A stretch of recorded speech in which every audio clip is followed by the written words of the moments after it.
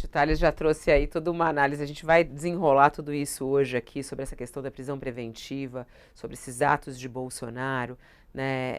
E essa resposta de Lula, que é muito interessante a gente analisar. O que significa essa reunião ministerial de hoje? É de extrema importância. Lula está extremamente preocupado, certamente, com essa questão da popularidade em queda, com o Bolsonaro nas ruas, tendo essa coragem, né? Porque é muito maluco, porque ele fala, né, Josias? Covardão, ele chama Bolsonaro de covarde. E alguns falam, como é que ele tem coragem de ir para a rua pedir para passar, né, uma borracha no passado e pedir anistia? Então, assim, como é que você analisa a coragem e a covardia de Bolsonaro, ô Josias?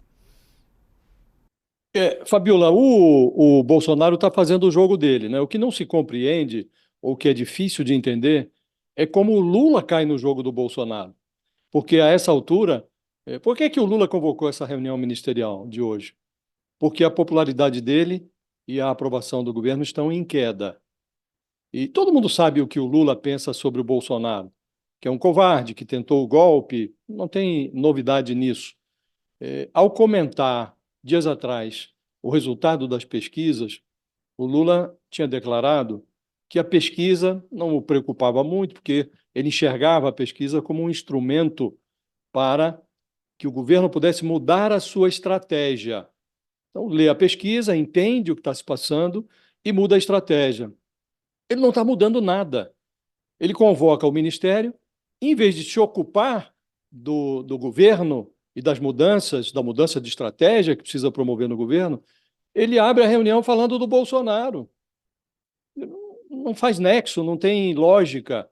Ele insufla as redes sociais, onde o governo dele está perdendo, ali o bolsonarismo nada de braçada, e não resolve o problema dele. Então, que mudança de estratégia é essa?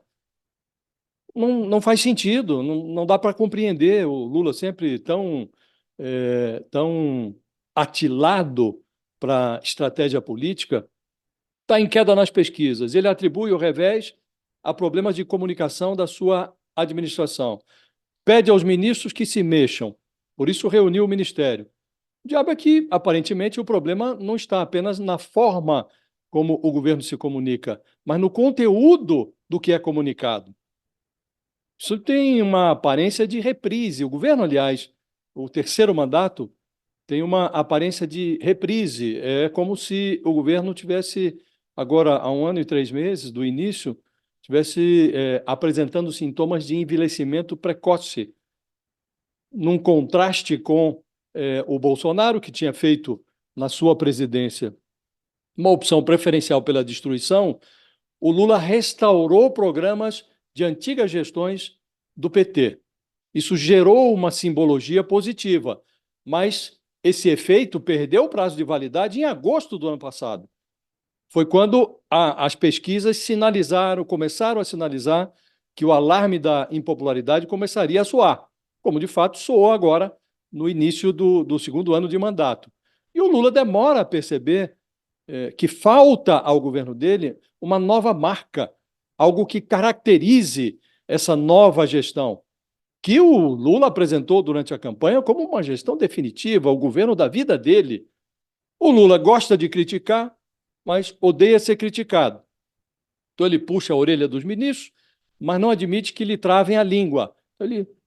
A língua dele solta vai piorando os índices nas pesquisas, porque ele solta, de vez em quando, umas falas descalibradas sobre a faixa de Gaza, faz observações intervencionistas sobre Petrobras, a empresa Vale, que já é, inclusive, privada. Em governos anteriores, a oposição ao PT tinha os punhos de renda do tucanato. Hoje não, hoje o Lula está lidando com inimigos, não são nem adversários políticos, eles se apresentam como inimigos, e inimigos que estão armados aí de um bolsonarismo primitivo. Então, nesse ambiente, Fabiola, o Lula e o governo dele levam surras cotidianamente nas redes sociais. E essas surras atenuam os efeitos positivos da economia. Mesmo o eleitorado tradicional do Lula, mostram as pesquisas, demora a perceber que a inflação não fugiu ao controle, que a economia está crescendo, que o desemprego é o menor desde 2014. Então, realmente fica difícil de entender os movimentos do Lula. O pior de um governo que envelhece assim precocemente é o Lula perceber que ainda conserva uma grande capacidade de conquistar votos, subir a rampa do Palácio do Planalto pela terceira vez, com a maior desenvoltura, e não se lembrar para quê. Para que serve o mandato presidencial? Então, dá uma impressão ruim esse início de reunião, Fabiola. Mas de certa maneira, Josias, você não acha? Porque esse é o assunto que está todo mundo comentando, né? E Lula, popular, presidente da República, também quis entrar na história, né? O que chamou a atenção é que ele poderia ter falado em outro lugar, mas ali é uma reunião de balanço. Você acha que ele deveria ter ignorado esse fato? Quer dizer, todo o noticiário desde então, da sexta-feira para cá, os detalhes da trama do golpe, ele é a vítima principal, né? Porque, na verdade, era para não dar sequência ao que deu nas urnas, ele assumir. Então, quer dizer, você acha que ele deveria ignorar o fato na reunião? Não deveria ter Esse não era falado? o palco, não, Fabiola. Esse não era o palco. Qual é o objetivo dessa reunião?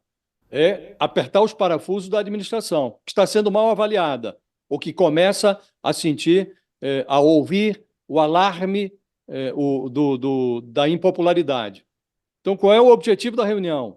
Foi anunciado assim, olha, vai haver uma reunião aí na segunda-feira para apertar os parafusos, o Lula quer que os ministros viajem mais, que aperfeiçoem o anúncio de providências positivas que o governo está adotando. Aí o presidente abre a reunião falando do Bolsonaro.